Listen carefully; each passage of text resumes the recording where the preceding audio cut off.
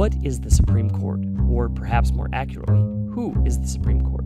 The Supreme Court is arguably the most important institution influencing American life today, yet most Americans can't tell you anything about it, much less name all 9 justices. Their resumes include starting and ending segregation, creating the Miranda rights, and deciding who would be president, and that's just getting started.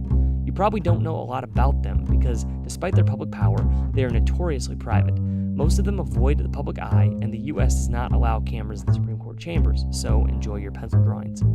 So who are these robed rogues, and how did they get there? Supreme Court justices are not elected or appointed, they are nominated. We do not want justices simply put into office by populist ideas or the whims of the American public.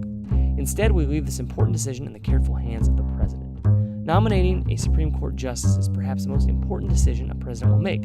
Justices are given life tenure, so whomever they nominate will likely succeed the president and form a major part of the president's legacy, not to mention decades worth of future decisions on free speech, searches and seizures, and religious liberty.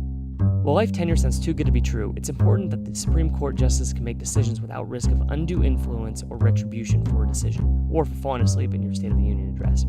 And sometimes justices throw a curveball. President George H.W. Bush confirmed Justice David Souter, thinking he had a conservative judicial philosophy. Then he began writing opinions that came out the opposite. Oops. So you're thinking, I want life tenure and a sweet robe. Can I be a Supreme Court justice? The answer is maybe. Surprise, you don't have to be a judge or even a lawyer. The U.S. Supreme Court, however, has never confirmed a non-lawyer, so it's required for all practical purposes.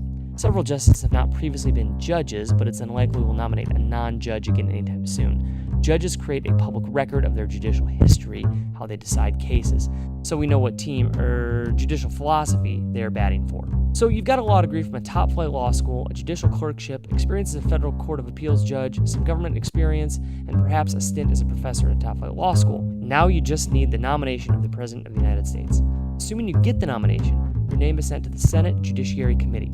The committee vets you and holds a public hearing where they scrutinize your life in extreme detail. The 20-member committee votes, and if you get a majority, you're recommended to the Senate. The Senate holds an open debate followed by a final vote. If you get 51% thumbs up, you're confirmed. That's all you need to do. We'll see you on the Supreme Court. The video you just watched is part of a college-level business law class that I created. I've got much more law-related content online on my channel, and I'm always creating more. We would love for you to take a look or subscribe to the channel as updates come out. Thank you.